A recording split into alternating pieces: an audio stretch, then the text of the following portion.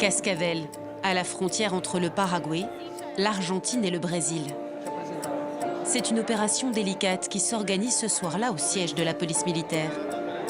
Eu vou na 1, eu, Eduardo e Fabrício.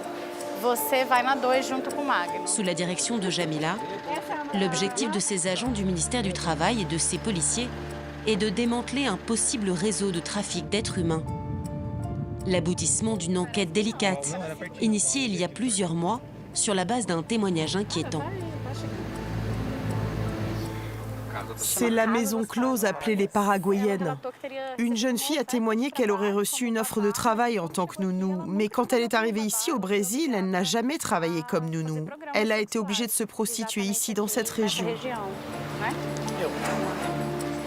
Il nous laisse entrer pour discuter avec elle? Dans ces maisons closes qui ont pignon sur rue, des dizaines de jeunes femmes, originaires pour la plupart du Paraguay. Au milieu de ces escadrons armés, Jamila va tenter de les rassurer. Bonjour, je m'appelle Jamila, je suis inspectrice du travail et je suis là pour savoir si vos droits ont été respectés, seulement ça. Alors d'où tu viens? Ces jeunes femmes étaient convaincues qu'elles partaient au Brésil pour occuper un poste de garde d'enfants. C'est ici qu'elles dorment? Une vie rêvée promise à un bon salaire, des journées à s'occuper d'enfants. Dans la région frontalière, le Brésil est connu pour embaucher des armées de domestiques. Sauf qu'à l'arrivée, elles ont été prises au piège dans un trafic de prostitution. On doit les payer toutes les semaines. Et si on n'arrive pas à faire assez, alors on a une dette. Voilà un registre de leurs comptes, de ce qu'elles doivent chaque semaine à leurs proxénètes. C'est la preuve qu'elles restent ici pour payer ce qu'elles doivent. Difficile pour ces agents d'en savoir plus ce soir-là sur ce trafic humain transfrontalier. Les proxénètes ont fui l'établissement. Les jeunes femmes qui le souhaitent seront renvoyées chez elles. Si tu veux repartir au Paraguay, tu es libre. Il n'y a aucun doute, elles étaient sous emprise directe. C'est une violation de leurs droits. C'est une violation des droits du travail et on va devoir agir maintenant pour réparer ça. De l'autre côté du pays, presque au même moment, à Rio de Janeiro, une autre inspection a lieu, plus discrète celle-ci, dans le quartier UP d'Ipanema. Le procureur du ministère du Travail, Thiago Gourjan, et ses collègues reçoivent des dénonciations anonymes de violations de droits d'employés domestiques presque tous les jours. Mais celle-ci a attiré leur attention. On a réussi à obtenir une autorisation judiciaire pour entrer dans l'immeuble et vérifier s'il y a bien eu travail analogue à l'esclavage. Allez, on y va. Restez discret, s'il vous plaît. Cette fois-ci, notre caméra reste à distance. Pas de policiers, pas d'armes, autre que leur curiosité et un portier bavard. A gente veio aqui justamente preocupado, de receber uma ordem de serviço com a situação da dona Luzia, né? 43 anos. Ela trabalhou com ele. Sempre diarista mesmo. Sempre. Nunca saía daí, nunca vinha ninguém. Ninguém visitar. Ninguém visitava. Vinha os pessoal da velha, mas dela mesmo nunca veio ninguém. L'appartement a récemment été vidé par les propriétaires, mais Dona Luisa y aurait travaillé pendant plus de 40 ans. Généralement, ce sont des personnes dans une grande vulnérabilité. Cette dame, le portier a confirmé qu'elle était analphabète. Souvent, ce sont des personnes qui ont été employées très jeunes, qui n'ont aucun contact avec leur famille, qui ne savent ni lire ni écrire. Ce sont ces cas-là qui attirent généralement notre attention. Les enquêteurs ont retrouvé sa trace dans le nord de Rio, dans cette maison de retraite publique. Bom dia, tudo bem? Colega Alexandre. Só um minutinho para pegar a chave, Tá bom, obrigado. Como é que era o dia a dia da senhora? Fazia tudo.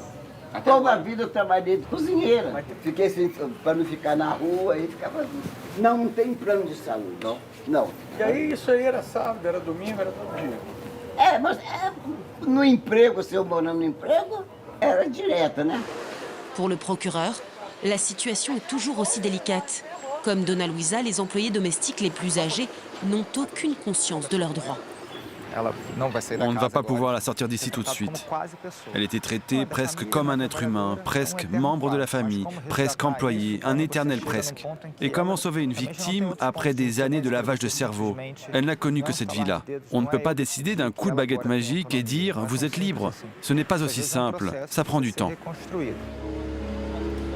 Dans l'intimité des foyers brésiliens, selon le ministère du Travail, on compte 6 millions d'employés domestiques, la plupart des femmes. Des nourrices, des cuisinières, des femmes de ménage, en majorité noires. Une loi promulguée en 2017 est censée les protéger. Pourtant, moins d'un quart serait déclaré. Une armée d'employés qui envahissent les parcs des quartiers chics à la sortie des écoles, reconnaissables à leur uniforme blanc. Rares sont celles qui acceptent de parler de leurs conditions de travail. On ne peut pas trop parler parce que nos patrons peuvent s'énerver et nous renvoyer du jour au lendemain. Mais lorsque les langues se délient, Je travaille 48 heures et même plus.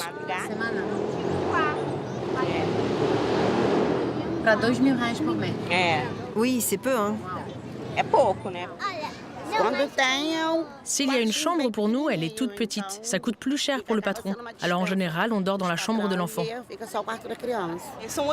Ça devrait être 8 heures de travail par jour. Mais on dort en général sur place. Et ils ne payent pas les extras auxquels on a le droit. Des dépassements d'heures, des abus, des violences même. Et souvent, certains nous interdisent de passer par l'ascenseur principal. On doit passer par celui du service. un luxe comparé à ce que vivent les victimes prises en charge par cette association. Grâce à l'aide de ses assistantes sociales, il y a 2 ans, Ana Luisa a réussi à convaincre les autorités de sauver sa tante, Maria de Moura, de ses patrons, devenus ses geôliers. On l'a retrouvée enfermée derrière la porte. Et j'ai filmé son patron qui arrive avec les clés. 72 ans au service de la même famille, de génération en génération. Durant la pandémie, Ana n'a plus eu aucune nouvelle. Elle a commencé à s'inquiéter. Tá tudo trancado. Ué, gente, mas como é que faz pra poder sair isso aqui e passar mal? Os urubus. Que ela veio pra cá com 12 anos, vocês sugaram tudo que ela tinha de vida, de saúde. Aí, ó, trabalhando pra vocês. Esse é o problema sério de saúde dela. É vocês que criaram. Você tá errado. Você vai discutir. C'est sa nièce qui s'en occupe aujourd'hui. Aujourd'hui, on habite dans la favela de la Cité de Dieu. Âgée de 87 ans, elle est incapable de quitter leur domicile. Maria a perdu toute faculté à se nourrir ou à aller aux toilettes. Alors Ana Luisa vient régulièrement ici donner de ses nouvelles aux assistantes sociales Elisa et Juliana. Ici, je note tout ce dont elle a besoin. Une chaise roulante, par exemple. Il est temps que la justice fasse son travail pour Maria.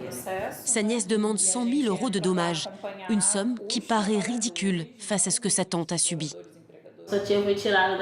Lorsqu'elle est partie de sa campagne, je pense que les parents de votre tante ont vraiment cru bien faire en l'envoyant à la ville.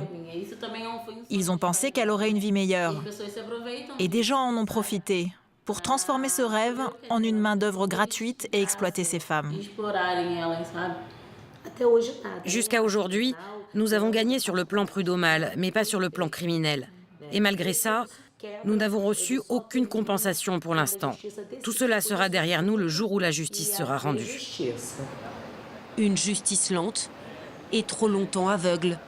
Cantonnée pendant longtemps au commerce et aux entreprises, ce n'est que depuis 2015 que les inspecteurs du ministère du Travail ont le droit de pénétrer dans des domiciles privés.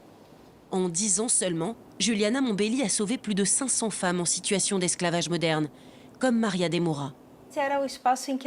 Elle dormait sur un petit canapé, sans intimité. Elle dormait dans l'entrée. Pour elle, ce cas reste le symbole d'un Brésil encore emprisonné dans son passé. Cela date de l'époque où l'esclavage était légal. Les métiers de soins à la personne étaient réservés aux femmes esclaves, des femmes noires qui travaillaient au domicile des grands patrons. Et au moment de l'abolition, Aucune opportunité ne leur a été proposée. Un travail digne avec un salaire. Ces femmes ont été tout simplement abandonnées par la société.